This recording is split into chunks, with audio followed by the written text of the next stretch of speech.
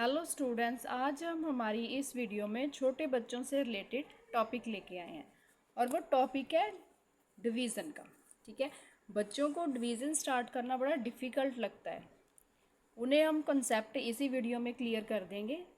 ठीक है, बिकॉज वो जब सीनियर क्लासेस में जाएंगे उन्हें कोई प्रॉब्लम नहीं होगी। तो स्टार्ट करते हैं। डिवीज़न होता क्या है, पहले उन्हें छोटा सा समझा देते हैं इसकी डेफिनेशन। ठीक है, we divided into equal groups when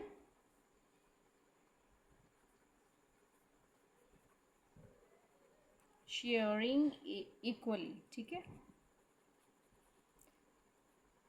हमारे पास सपोज करो कोई ग्रुप है, उसमें हमें कोई चीज़ है वो शेयर करनी है इक्वल पार्ट में।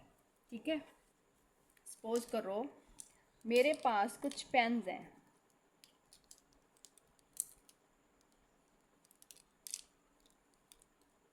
ये देखो मेरे पास कुछ पेन्स हैं। ठीक है, अब देखते हैं कितने पेन हैं मेरे पास। 1 2 3 4 5 6 7 8 8 पेन्स हैं। ठीक है, इन्हें मुझे 3 बच्चों में शेयर करना है। 1 2 3 3 बच्चों में हमें पेन को शेयर करना है। तो स्टार्ट करते हैं शेयरिंग। 1 2 3 अगेन 2, इसे भी 2 दिया, इसे एक और दे दिया, फिर इसे दिया, फिर इसे दिया। यहाँ पे देखो हमारे पास इक्वल नहीं हुए, एक पेन कम हो गया तो हम इसे एक और दे देंगे। ठीक है, तो यहाँ पे हमारे पास पहले 8 थे, जब कम पड़ गए तो मैंने एक पेन और ले लिया, तो हमारे पास हो गए टोटल 9 पेन्स। मैंने 3 बच्चों में 9 पेन को इक्वली डिस्ट्रीब्यूट कर दिया। तो ये हो गए हमारे 3 इसके, 3 इसे, 3 इसे। यहाँ पे आप अब समझो, जब पेन हमारे 9 थे, ठीक है, बच्चे 3 थे और तीनों को मैंने इक्वल पेन दे दिए, तो एक बच्चे के पास हमारे कितने पेन हुए? 1 2 3। बस यही हमारी डिवीज़न होती है। जब हमें कोई चीज़ की जो क्वांटिटी होती है बहुत ज़्यादा बता दी जाती है, उसे हमने किसी एक ग्रुप में इक्वली डिस्ट्रीब्यूट करनी होती है, जहाँ उसकी एक की वैल्यू निकालनी होती है, सबकी दी जाती है और एक की निकालनी है। तब हम जो साइन लगा के डिवीज़न का फाइंड करते हैं वो हमारा आंसर होता है। ठीक है, अब 9 पेन को 3 बच्चों में जब मैंने डिस्ट्रीब्यूट किया तो हमारा आंसर 3 आया। मतलब 3 बच्चों में एक के पास 3 पेन होंगे, वो हो गया इक्वल हमारा। अब देखो, और डिवीज़न का जो साइन होता है वो क्या होता है वो समझो।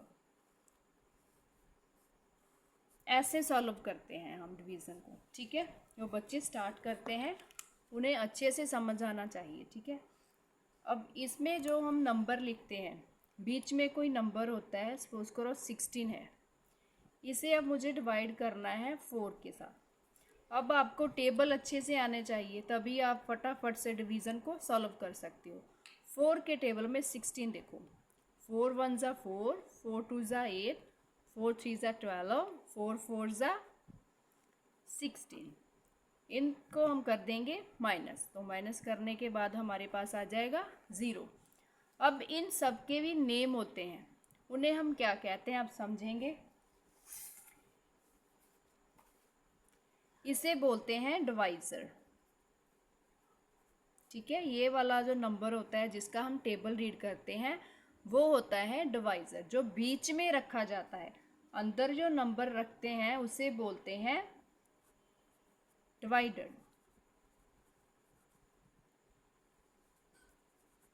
ठीक है, जिसे हम देखते हैं कि इस टेबल में ये नंबर कहाँ पे आता है, और जहाँ पे इसकी जो पोजीशन होती है, यहाँ पे जो लिखते हैं उसे बोलते हैं कोशेंट।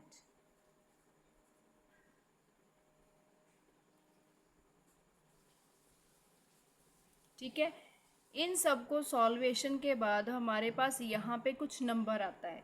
समटाइम्स वो 0 होता है और समटाइम्स वो 1 से लेके 9 तक कुछ भी नंबर हो सकता है। 1 हो सकता है, 9 हो सकता है, इवन कुछ भी हो सकता है। ठीक है, यहाँ पे तो उसे बोलते हैं हम रिमाइंडर। ठीक है, ये सब चीज़ें आपको बहुत अच्छे से याद होनी चाहिए कि ये हमारा डिवाइडेंड होता है, ये डिवाइज़र होता है, इसे क्वेश्चंस बोलते हैं, इसे रिमाइंडर बोलते हैं। ठीक है, तो अब हम इसकी कुछ एग्जांपल्स लेके सिंपल प्रैक्टिस कर लेते हैं। ठीक है,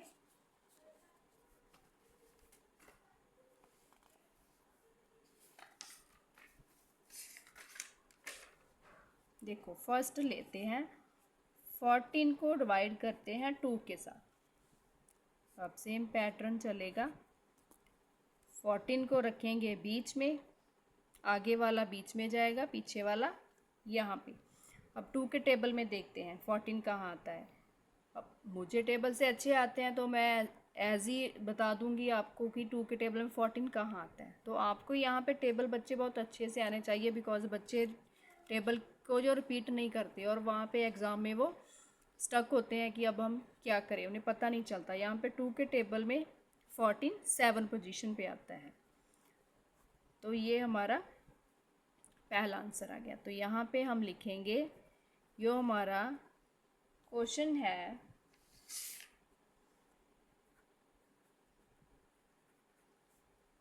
वो है 7 और जो रिमाइंडर है इसका आया वो है 0। अब एक एग्जाम्पल और लेते हैं। 42 डिवाइड बाय 6। 42 बीच में जाएगा, 6 को बाहर रखेंगे। 6 के टेबल में 42 कहाँ पे आता है? 7 6 आर 42। इसे माइनस किया तो 0। अब लिख देंगे क्वेश्चन हमारा है, अगेन 7 आ गया इसका भी, और योर रिमाइंडर है इसका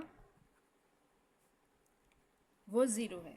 तो अब मैं थोड़ा सा आपको इसे चेंज करके दिखाती हूँ। यहाँ पे रिमाइंडर हमारा 0 नहीं होगा, इससे अलग हो जाएगा। ठीक है,